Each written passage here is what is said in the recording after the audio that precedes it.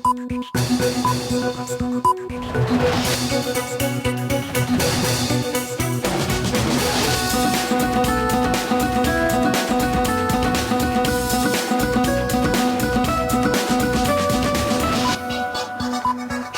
স্বাগত দুপুরের মাছরাঙা সংবাদে। আপনাদের সঙ্গে আছি মৌমিতা জান্নাত। শুরুতে গার্ডিয়ান লাইফ ইন্স্যুরেন্স সংবাদ শিরোনাম।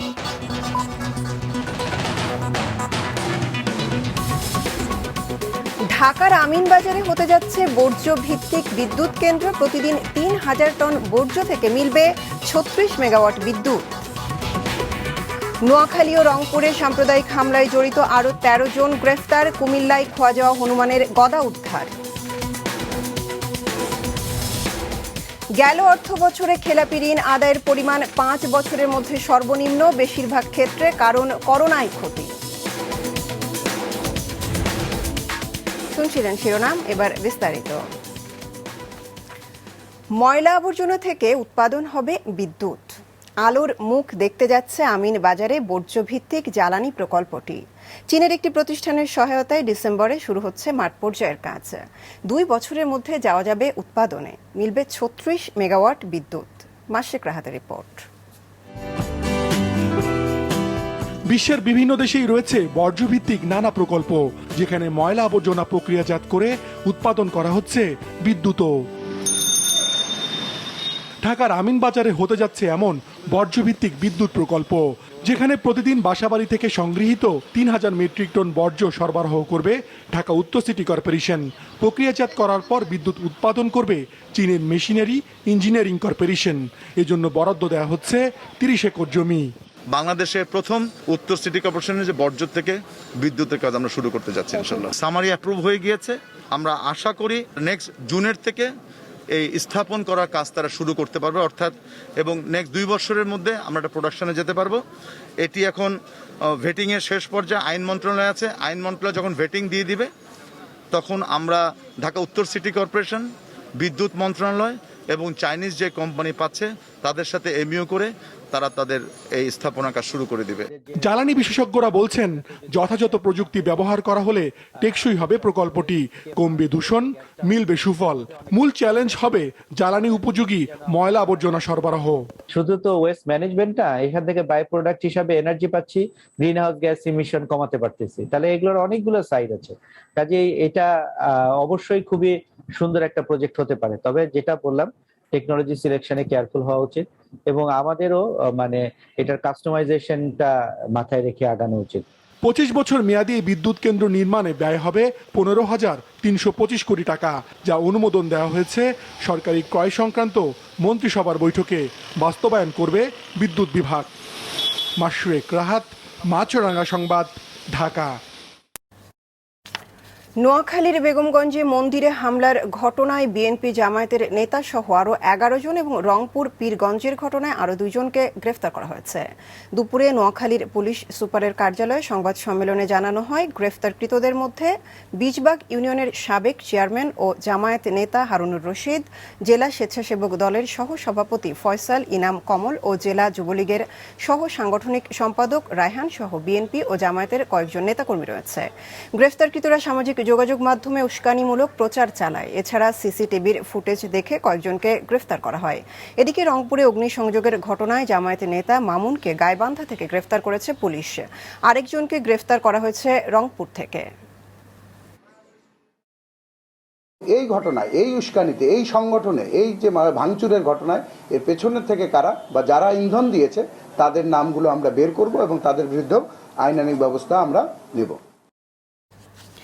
কুমিল্লার নানুয়া দিঘিপাড় পূজা মণ্ডপে হনুমানের হাত থেকে সরিয়ে নেওয়া গদা উদ্ধার করেছে পুলিশ।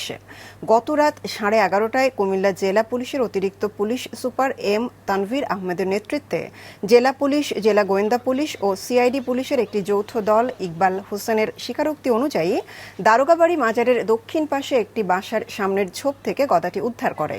এ সময় রিমান্ডে থাকা ইকবালও উপস্থিত ছিল। এদিকে রবিবার সন্ধ্যায় পুলিশ হেডকোয়ার্টারে সংক্রান্ত মামলার দায়িত্ব সিআইডি পুলিশের কাছে হস্তান্তর করেছে।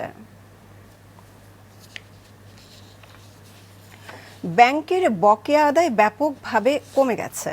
বাংলাদেশ ব্যাংকের হালনাগাদ হিসেব বলছে, গেল অর্থ বছরে খেলাপি ঋণ আদায়ের পরিমাণ গেল 5 বছরের মধ্যে সর্বনিম্ন পর্যায়ে নেমে এসেছে।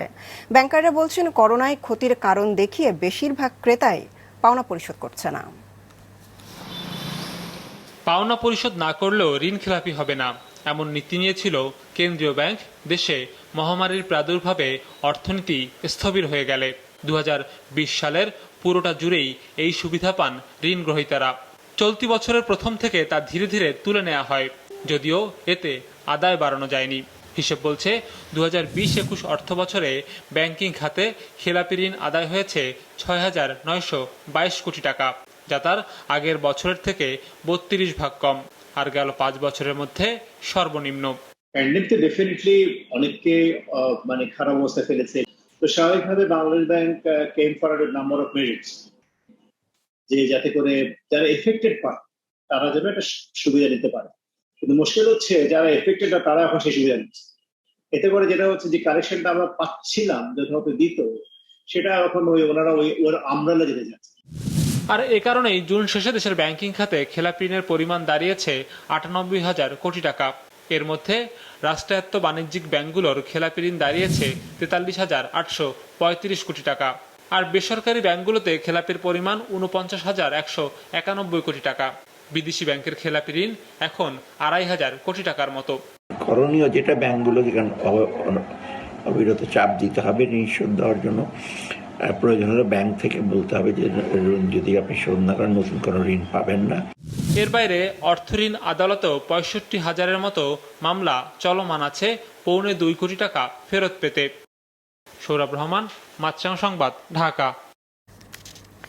মা ইলিশ রক্ষা ও ইলিশ প্রজননে দেশের বিভিন্ন নদ নদীতে 22 দিন বন্ধের পর মধ্যরাত থেকে শুরু হচ্ছে মাছ ধরা।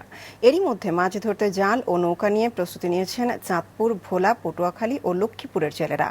গেল 4 অক্টোবর থেকে 25 অক্টোবর পর্যন্ত বিভিন্ন নদ নদীতে সব ধরনের মাছ ধরার উপর নিষেধাজ্ঞা জারি করা হয়। এ সময় ইলিশ পরিবহন, মজুদ, কেনাবেচা ও মজুদও নিষিদ্ধ ছিল। অভিযান সফল করতে তৎপর ছিল মৎস্য বিভাগের পাশাপাশি জেলা, উপজেলা প্রশাসন, কোস্টগার্ড, নৌ পুলিশ ও ভ্রাম্যমাণ আদালত। নিষেধাজ্ঞার এই সময় সংশ্লিষ্ট এলাকার নিবন্ধিত জেলেদের মাঝে সরকারি সহায়তা হিসেবে 20 কেজি করে চাল বরাদ্দ দেওয়া হয়।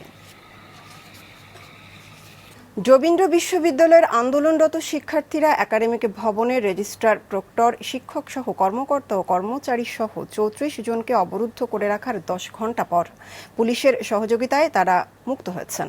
গত রাত 1টার দিকে পুলিশ শিক্ষার্থীদের সরিয়ে দিলে তারা মুক্ত হন বলে বিশ্ববিদ্যালয়ের শিক্ষকরা জানিয়েছেন। এর আগে গতকাল বিকেল 4টার দিকে আন্দোলনরত শিক্ষার্থীদের সাথে সাক্ষাৎ করতে গেলে ভবনের গেটে তালা দিয়ে তাদের অবরুদ্ধ করে রাখে শিক্ষার্থীরা। পরে কয়েকজন নারী শিক্ষক অসুস্থ হয়ে গেলে পুলিশ এসে আন্দোলনরতদের সাথে কথা বলে তাদের মুক্ত করেন। এদিকে মুক্ত করার সময় শিক্ষার্থীদের লাঞ্ছিত করার প্রতিবাদে এবং অভিযুক্ত শিক্ষককে স্থায়ী বহিষ্কারের দাবিতে আজও সকাল থেকে ক্যাম্পাসে আন্দোলন করছেন তারা। 19 মাস পর খুলেছে সিলেটের শাহজালাল বিজ্ঞান ও প্রযুক্তি বিশ্ববিদ্যালয়ের আবাসিক হল। সকালে শিক্ষার্থীদের বরণ করে নেন বিশ্ববিদ্যালয়ের হল প্রশাসন। অন্যান্য বিশ্ববিদ্যালয়ের মতো অন্তত একটি টিকা গ্রহণের প্রমাণপত্র ও আইডি কার্ড দেখিয়ে শিক্ষার্থীরা হলে প্রবেশ করে। হল প্রশাসন জানায়, স্বাস্থ্যবিধি মেনে শিক্ষার্থীদের হলে প্রবেশ করানো হচ্ছে। সব হলের প্রবেশ মুখে হাত ধোয়ার ব্যবস্থা রাখা হয়েছে। আজ স্নাতকোত্তর এবং 26 অক্টোবর স্নাতক চতুর্থ বর্ষের শিক্ষার্থীরা হলে উঠবে। পর্যায়ক্রমে তৃতীয় ও দ্বিতীয় বর্ষের শিক্ষার্থীদের হলে ওঠার অনুমতি দেওয়া হবে বলে জানায় প্রশাসন। অবসরপ্রাপ্ত মেজর সিনহা মোহাম্মদ রাশেদ খান হত্যা মামলার 6ষ্ঠ দফায় প্রথম দিনের সাক্ষ্য গ্রহণ শুরু হয়েছে। সকালে জেলা ও দায়রা জজ আদালতে 36তম সাক্ষী হিসেবে এসআই আমিনুল ইসলামের সাক্ষ্য শুরুর মধ্য দিয়ে এ কার্যক্রম শুরু হয়। 6ষ্ঠ দফায় 27 অক্টোবর পর্যন্ত 3 দিন সাক্ষ্য গ্রহণের জন্য আদালত 24 সাক্ষীকে সমন দেওয়া হয়েছে বলে জানিয়েছেন রাষ্ট্রপক্ষের আইনজীবী। কক্সবাজার জেলা কারাগার থেকে 15 আসামিকে প্রিজন ভ্যানে করে আদালতে নেওয়া হয়। গত বছর 31 জুলাই কক্সবাজার টেকনাফ মেরিন ড্রাইভ সড়কের ইউনিয়নের শামলাপুর চেকপোস্টে পুলিশের গুলিতে নিহত হন সেনাবাহিনীর অবসরপ্রাপ্ত মেজর সিনহা মোহাম্মদ রাশেদ খান। দৃষ্টিহীনদের বিনামূল্যে কম্পিউটার ব্যবহারে সাড়া ফেলেছেন ঝিনাইদহের দৃষ্টি প্রতিবন্ধী শাহিন আলম। করোনার কারণে বিশ্ববিদ্যালয় বন্ধের সুযোগ কাজে লাগিয়ে অনলাইনে দেশি বিদেশি অন্তত 150 দৃষ্টি প্রতিবন্ধীকে দিয়েছেন প্রশিক্ষণ। ঝিনাইদহ প্রতিনিধি শাহরিয়ার রহমান রকির তথ্য ছবিতে ডেস্ক রিপোর্ট। ঝিনাইদহের মহেশপুর আলমপুর গ্রামের বাসিন্দা দৃষ্টি প্রতিবন্ধী শাহিন আলম। তার অদম্য ইচ্ছাশক্তির কাছে দৃষ্টি প্রতিবন্ধিতা কোনো বাধাই নয়। নিজে প্রশিক্ষণ নেয়ার পর অনলাইনের মাধ্যমে দেশ বিদেশের দৃষ্টি প্রতিবন্ধীদেরও Microsoft Office, Excel, PowerPoint, internet ব্যবহার সহ নানা বিষয়ে দিচ্ছেন কম্পিউটারের প্রশিক্ষণ। শাহিন 13 বছর বয়সে টাইফয়েডে আক্রান্ত হয়ে দৃষ্টিশক্তি হারান। এসএসসি ও এইচএসসির পর তিনি এখন পড়াশোনা করছেন ঢাকা বিশ্ববিদ্যালয়ে রাষ্ট্রবিজ্ঞান বিষয়ে। দৃষ্টিহীনরা যাতে ভালোভাবে কম্পিউটার শিখে ব্যক্তিগত ও চাকরি জীবনে ব্যবহার করতে পারে, কিংবা কেউ যদি চাকরি ক্ষেত্রে না যায়, যাতে তারা ঘরে বসেই ফ্রিল্যান্সিং করে আর্ন করতে পারে। শাহিন সম্প্রতি ফেসবুক পেজে বিনামূল্যে দৃষ্টি প্রতিবন্ধীদের প্রশিক্ষণ দেওয়ার ঘোষণা দেন। বাংলাদেশি বন্ধুদের কাছ থেকে বিষয়টি জানতে পেরে ভারতের বিভিন্ন রাজ্যের দৃষ্টি প্রতিবন্ধীরা যোগ দেন প্রশিক্ষণ কোর্সে। এখন যেহেতু আমরা অনলাইন কম্পিউটার শিখছি, আমি কখনো ভাবিনি যে অনলাইনে এইভাবে ভার্চুয়াল পদ্ধতিতে, সম্পূর্ণ ভার্চুয়াল পদ্ধতিতে আমরা কম্পিউটার শিখতে পারবো। কোথাও চাকরি করতে গেলেও এই কম্পিউটারের ভীষণ প্রয়োজন রয়েছে, সেই জন্য মূলত কম্পিউটার শেখায়। আমাদের যদি একটা প্রতিষ্ঠান গভর্নমেন্ট করে দিতেন, যেখানে থেকে আমরা স্যারের কাছ থেকে একদম হাতে কলমে ধরে ধরে শিখতে পারতাম, তাহলে আমাদের জন্য আরো বেটার হতো। ছেলের এমন ইচ্ছাশক্তি দেখে খুশি অভিভাবকরা। শাহিন আলম আমার ছেলে, আমি চাই আমার ছেলে লেখাপড়া করে মানুষের মতন মানুষ হোক। আমার ছেলে যে দৃষ্টিবন্ধী, আমার এরকম কোন মনেই হচ্ছে না। আমার ছেলে মনে হচ্ছে যে খুবই ভালো ছেলে ফেলেদের মতোই চলাফেরা করবে, ভালো থাকবে। এই বলেই আমি বাংলাদেশ প্রধানমন্ত্রীর কাছে আকুল আবেদন করি আমার ছেলের জন্য সরকারিভাবে একটা চাকরি করে দেয়। প্রশিক্ষণ কার্যক্রম এগিয়ে নিতে সব ধরনের সহযোগিতার আশ্বাস দেন সমাজসেবা কর্মকর্তাও। যদি কোনো বাধা থাকে, আর্থিক, মানসিক, সমাজসেবা অধিদপ্তর তার এগুলো অতিক্রম করার চেষ্টা করবে। এছাড়া সমাজসেবা অধিদপ্তরে বিভিন্ন ধরনের প্রশিক্ষণ কার্যক্রম আছে। দৃষ্টি প্রতিবন্ধীদের ট্রেনিং সেন্টার আছে, দৃষ্টি প্রতিবন্ধী বিদ্যালয় আছে। এইগুলোতে সরকারি যে নিয়মে সে একটা কোঠা পাবে, সেভাবে যদি সে কখনো চাকরি করতে চায়, তাহলে আমার মনে হয় যে সে এই ফিল্ডে এসেও জাতির জন্য আরো অনেক ভালো কাজ করতে পারবে। 2010 সাল থেকে এ পর্যন্ত শাহিন আলমের কাছ থেকে কম্পিউটার প্রশিক্ষণ নিয়েছেন ভারত ও বাংলাদেশের 1.5 শতাধিক দৃষ্টি প্রতিবন্ধী। মাছরাঙা নিউজ ডেস্ক। খাগড়াছড়ি, বান্দরবান, ব্রাহ্মণবাড়িয়া ও ঝিনাইদহে মাল্টার আবাদ করে লাভবান হচ্ছে চাষিরা। অল্প খরচে লাভ বেশি হওয়ায় প্রতি বছরই বাড়ছে এর আবাদ। ডেস্ক রিপোর্টে বিস্তারিত।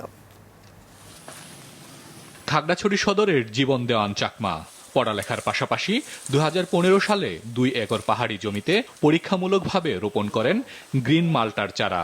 2 বছর পর থেকেই প্রতিটি গাছেই ফলন আসতে শুরু করে। এরপর থেকে পেছন ফিরে তাকাতে হয়নি। অল্প কীটনাশক, পর্যাপ্ত জৈব সার ও পানি সরবরাহ সহ আগাছা ছাঁটাইয়ের পরিচর্যার কারণে প্রতিটি মাল্টার গাছ থেকে বছরে অন্তত 1 মণ ফলন পান তিনি। এখানে যে ফলগুলো আসছে আমার, এই ফলগুলো বিক্রি করলে আমি জানি যে এখানে লাখের উপরে আমি টাকা পাবো, এবং এইগুলো পরিচর্যা করতে গিয়ে আমার 40 থেকে 50 হাজারের মতো খরচ গেছে। শুধু দেয়ান চাকমাই নয়, খাগড়াছড়ির প্রতিটি উপজেলায় হচ্ছে মাল্টা চাষ। প্রায় সবাই হয়েছেন সফল। 350 হেক্টর জমিতে মালটা আবাদ হয়েছে এবং 2000 মেট্রিক টন ফলন হবে বলে আমরা আশা রাখছি। ইতিমধ্যেও মালটা সংগ্রহ হয়েছে। বাজারে যদি আমরা আমদানি করি তাহলে এই মালটাটা সমিশ্র হবে এবং ভোক্তা যারা তারা ক্রয় করে লাভবান হবে। আরেক পার্বত্য জেলা বান্দরবানেও ব্যাপকভাবে আবাদ হয়েছে মাল্টার। স্থানীয় কৃষি বিভাগের হিসেবে জেলায় 452 হেক্টর জমিতে 6632 মেট্রিক টন মাল্টা উৎপাদনের লক্ষ্যমাত্রা ধরা হয়েছে। এই বছরে বিক্রি করলাম 50,000 টাকা। মালটার বাগান করে অনেক টাকা আমি লাভবান পাইছি। পরিচর্যার জন্য আমরা আপনার সিকেসার, বার্ডিং নাইফ এবং স্প্রে মেশিন, সাথে আমরা কৃষকদেরকে আধুনিক পদ্ধতিতে কিভাবে লেবু জাতীয় ফসলের চাষাবাদ করা যায় সেই বিষয়ে আমরা প্রশিক্ষণ দিয়ে যাচ্ছি। পাহাড়ের পাশাপাশি সমতলের অনেক এলাকায় হচ্ছে মাল্টার চাষ। ব্রাহ্মণবাড়িয়া ও ঝিনাইদহে প্রতি বছর বাড়ছে মাল্টার আবাদ। 20-25 হাজার টাকা খরচ হয়েছে, কিন্তু আমি আশা করি যে আমি 1 থেকে 1.5 লক্ষ টাকা বিক্রি করতে পারবো। বাগানের মাধ্যম দিয়ে কর্মসংস্থান বাড়ছে, বেকারত্ব দূর হচ্ছে। চলতি মৌসুমে ব্রাহ্মণবাড়িয়ায় 2700 এবং ঝিনাইদহে 2268 মেট্রিক টন মাল্টা উৎপাদনের লক্ষ্যমাত্রা ধরা হয়েছে। দেশে ব্যাপক হারে মাল্টার আবাদ ছড়িয়ে দিতে কাজ করছে স্থানীয় কৃষি বিভাগ।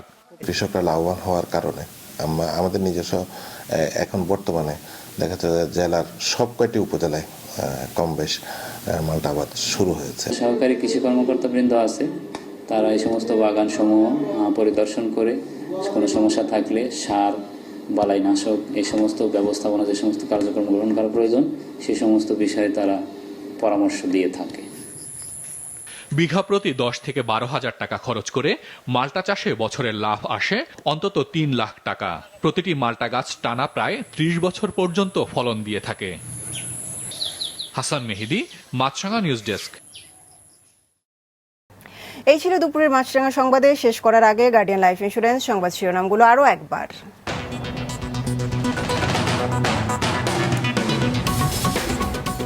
ঢাকার আমিনবাজার হতে যাচ্ছে আন্তর্জাতিক বর্জ্য ভিত্তিক বিদ্যুৎ কেন্দ্র। প্রতিদিন 3000 টন বর্জ্য থেকে মিলবে 36 মেগাওয়াট বিদ্যুৎ।